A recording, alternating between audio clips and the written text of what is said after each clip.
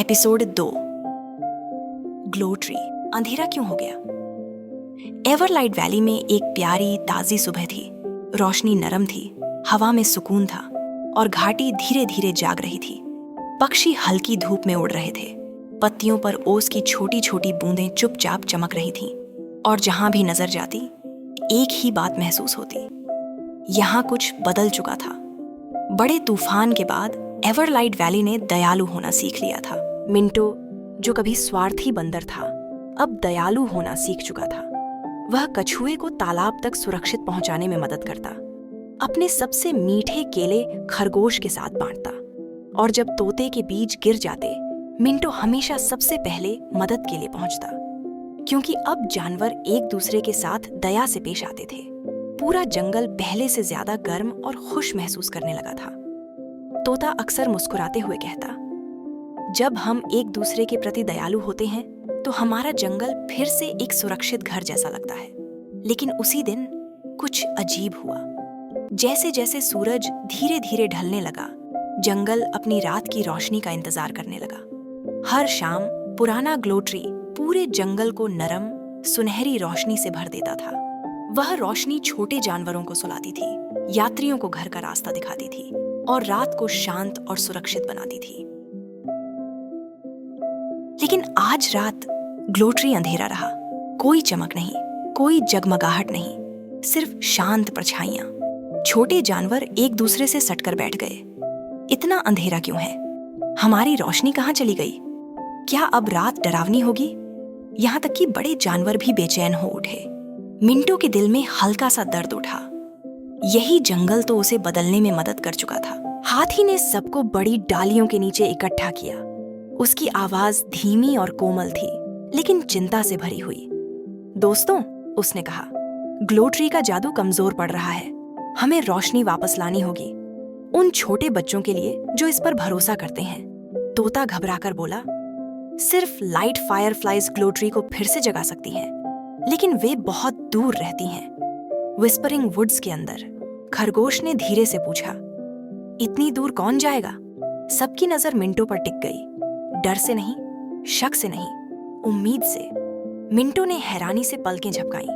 पहली बार किसी ने उस पर इस तरह भरोसा किया था। उसने गहरी सांस ली। जंगल ने मुझे दया करना सिखाया, उसने कहा। अब मैं जंगल की मदद करना चाहता हूँ। विस्परिंग वुड्स शांत और गहरे थे। ऊंचे पेड़ हवा के साथ जैसे राज फुसफुसा रहे हों। डालियों पर झूलता, पेड़ों पर चढ़ता हुआ मिंटो एक खुले स्थान तक पहुंचा। वहां हवा में तैर रही थीं छोटी छोटी रोशनियां, लाइट फायरफ्लाइज। लिया, जो नेक थी, सॉरी, जो शर्मीली थी, और ब्रिल, जो चंचल थी।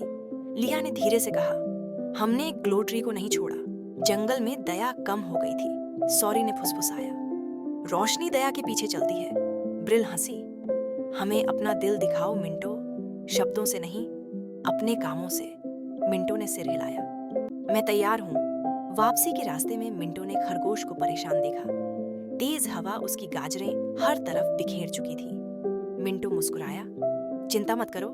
उसने सारी गाजरें इकट्ठी की, उन्हें ध्यान से साफ किया और टोकरी में रख दिया। जुगनू और ज्यादा चमक उठे।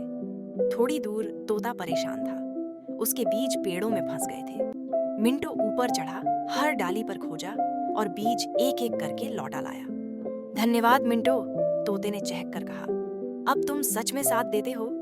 जुगनू सुनहरी रोशनी से भर गए। नदी के पास कछुआ कीचड़ में फिसल गया था। बिना सोचे मिंटो ने एक मजबूत बेल पकड़ी और धीरे धीरे खींचा, जब तक कछुआ सुरक्षित न हो गया। तुम सच में बदल गए हो, कछुए ने प्यार से कहा। उसी पल जुगनू छोटे सूरजों की तरह चमक उठे। जुगनू मिंटो के चारों ओर घूमे। तुम्हारी दया ने सिर्फ दूसरों की मदद नहीं की, उन्होंने कहा, इसने पूरे जंगल में रोशनी वापस ला दी। वे सब ग्लो ट्री की ओर उड़ गए। जैसे ही उनकी रोशनी डालियों से टकराई, एक गर्म सुनहरी चमक हर तरफ फैल गई। ग्लो ट्री फिर से जगमगा उठा। छोटे जानवर खुश हो गए। पक्षियों ने गाना शुरू किया और रात एक बार फिर सुरक्षित लगने लगी। मिंटो ने महसूस किया, उसका दिल धीरे धीरे चमक रहा था। हाथी उसके पास आया। उसने अपनी गर्म सूंड मिंटो के कंधे पर रखी। मिंटो, उसने कहा, दयालुता रोशनी की तरह होती है। जितना ज्यादा तुम इसे बांटते हो, यह उतनी ही ज्यादा चमकती है, और जो रोशनी तुम आज देते हो वह उसी दिन लौटती है जब तुम्हें उसकी सबसे ज्यादा जरूरत होती है। मिंटो मुस्कुराया। पहली बार उसे अंदर से सच में उजाला महसूस हुआ। दयालुता एक पल में नहीं बढ़ती, वह हर उस पल बढ़ती है जब हम उसे चुनते हैं।